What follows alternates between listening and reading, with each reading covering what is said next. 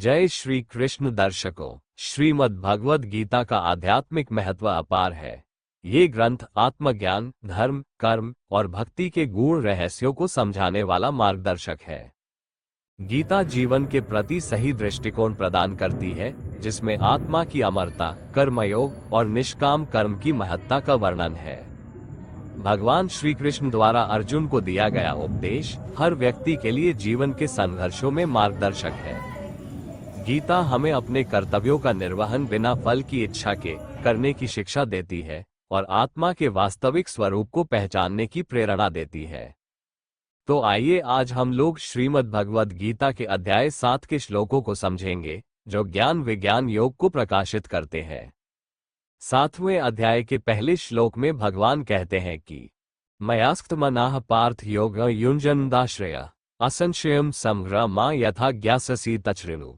भगवान कहते हैं कि हे पार्थ, अनन्य प्रेम से मुझ में आसक्त चित्त तथा अनन्य भाव से मेरे परायण होकर योग में लगा हुआ तू जिस प्रकार से संपूर्ण विभूति, बल, ऐश्वर्यादि गुणों से युक्त सबके आत्मरूप मुझको संशय रहित जानेगा, उसको सुन। भगवान कहते हैं कि मुझ में एकनिष्ठ भक्ति रखने वालों को कैसे मेरा दर्शन प्राप्त होगा, वह मैं तुम्हें बताता हूं। दर्शन प्राप्त होने का मतलब यह नहीं कि भगवान कृष्ण मोर मुकुट और बांसुरी धारण किए आपको दर्शन देंगे। जब आप उनको अपने ही आत्मा में देखोगे, यानी जब आपको आत्मा साक्षात्कार होगा, उसके बाद सभी जगह सभी तरफ आपको उनका दर्शन होने लगेगा। फिर दूसरे श्लोक में कहते हैं कि ज्ञान न तेह सविज्ञानमिदं वक्ष्याम्यशेषतः यज्ञात्वा नेह भूयोन्यज्ञातव्यम वशिष्यते। कहते हैं कि मैं तेरे लिए इस विज्ञान सहित तत्व ज्ञान को संपूर्णतया कहूंगा, जिसको जानकर संसार में फिर और कुछ भी जानने योग्य शेष नहीं रह जाता। फिर तीसरे श्लोक में कहते हैं कि मनुष्यना सहस्रेषु कश्चिद्यतति सिद्धये यत्ताम्पि सिद्धाना कश्चिमा वेति। तत्वतः हजारों मनुष्यों में कोई एक मेरी प्राप्ति के लिए यत्न करता है, और उन यत्न करने वाले योगियों में भी कोई एक मेरे परायण होकर मुझको तत्व से अर्थात यथार्थ रूप से जानता है।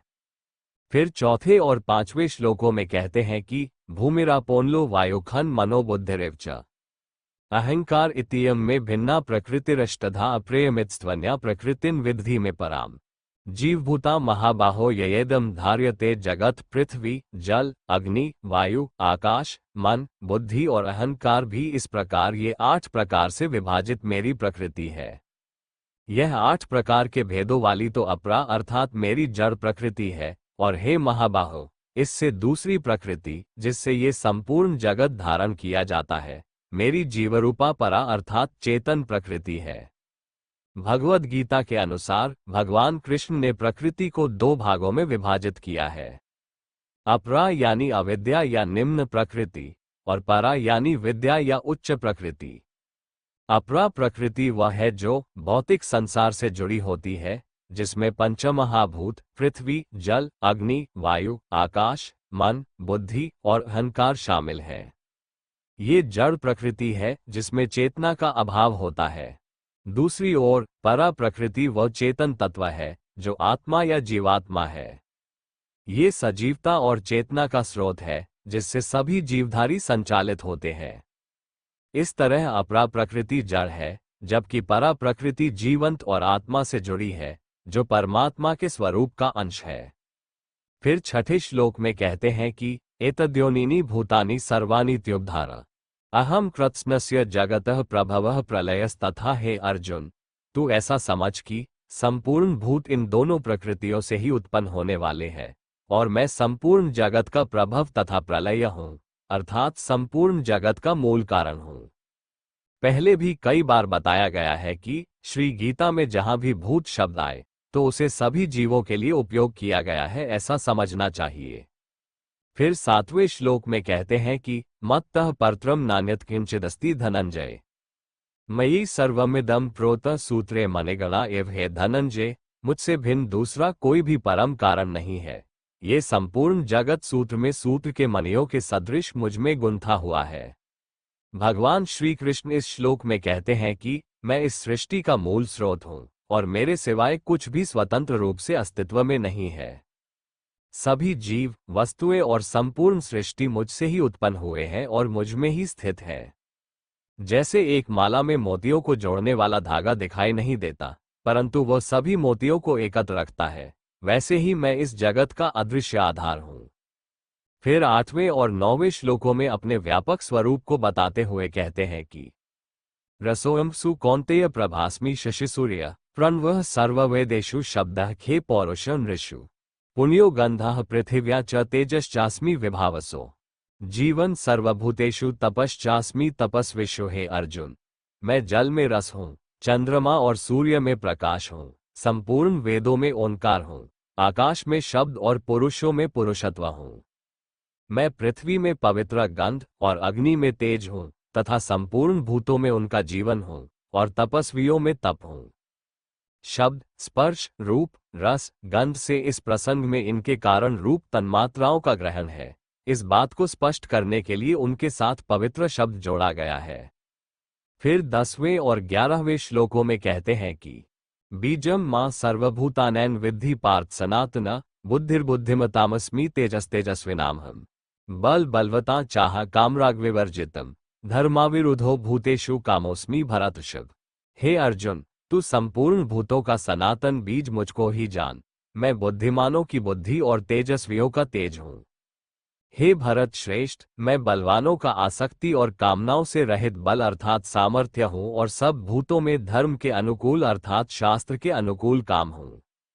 बलवानों का बल भी भगवान ही है, लेकिन वो बल किसी कामना और आसक्ति से रहित होना चाहिए। जहां भी कुछ विशेषता दिखे वो भगवान का प्रकट रूप है। फिर 12वें श्लोक में कहते हैं कि ये चैव सात्विका भावा राजसास्तामसाश्चये मत्तर अविति तान विद्धि न त्वह तेषु ते मयि। और भी जो सत्व गुण से उत्पन्न होने वाले भाव है और जो रजो गुण से होने वाले भाव है, उन सबको तू मुझसे ही होने वाले है, ऐसा जान।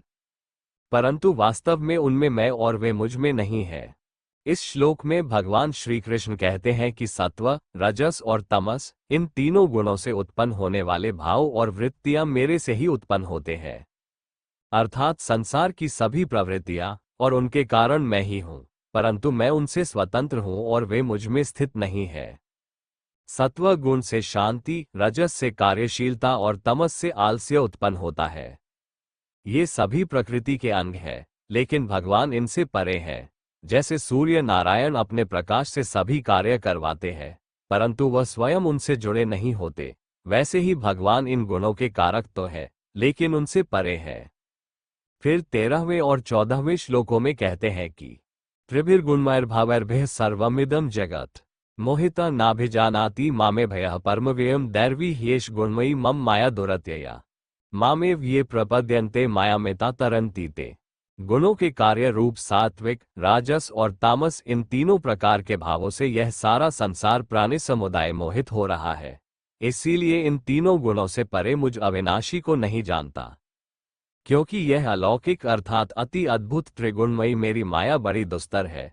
परंतु जो पुरुष केवल मुझको ही निरंतर भजते हैं, वे इस माया को उल्लंघन कर जाते हैं, अर्थात संसार से तर जाते हैं। फिर 15वें श्लोक में कहते हैं कि न मा दुष्कृतिनो मूढ़ाः प्रपद्यन्ते नराधमाः मायापहृत ज्ञाना आसुर भावमाश्रिताः। माया द्वारा जिनका ज्ञान हरा जा चुका है, ऐसे आसुर स्वभाव को धारण किए हुए मनुष्यों में नीच, दूषित कर्म करने वाले मूल लोग मुझको नहीं भजते। उनका अभिप्राय है कि दुष्कर्मों में लिप्त और माया के प्रभाव में अज्ञानता से ढके हुए लोग भगवान की शरण में नहीं आते। उनके भीतर आसुरी भाव जैसे अहंकार, क्रोध और लोभ का वास होता है, जो उन्हें ईश्वर से दूर रखता है और सत्य की ओर जाने से रोकता है। तो भक्तों, अब तक हम लोग श्रीमद् भगवद गीता के अध्याय 7 के 1 से लेकर 15वें श्लोकों के भावार्थ को समझे। प्रिय साधक भक्तों, अगर आप आत्मज्ञान प्राप्त करने के जिज्ञासु हैं तो इसी चैनल पर मेरी आध्यात्मिक यात्रा नाम से एक प्लेलिस्ट है, जिसमें मुझे आत्मज्ञान कैसे प्राप्त हुआ, इस विषय पर मेरी आध्यात्मिक आत्मकथा है, जिसमें बिना किसी मिलावट या बनावट के आध्यात्मिक अनुभवों का वर्णन किया गया है, जिससे बहुत कुछ ज्ञान मिलेगा आपको। आप उसे भी देख सकते हैं। अगर आपको आत्मा, परमात्मा या आत्मा साक्षात्कार के संबंध में कोई जिज्ञासा या विचार हो तो कमेंट कर जरूर बताइए। वीडियो को अपना प्यार और सहयोग दिखाते हुए लाइक और शेयर कीजिएगा, जिससे यह अनमोल गीता का ज्ञान ज़्यादा से ज़्यादा लोगों तक पहुँचे। और इसी तरह के और वीडियोस देखने के लिए चैनल को सब्सक्राइब भी जरूर कर लीजिएगा। धन्यवाद। शुभम।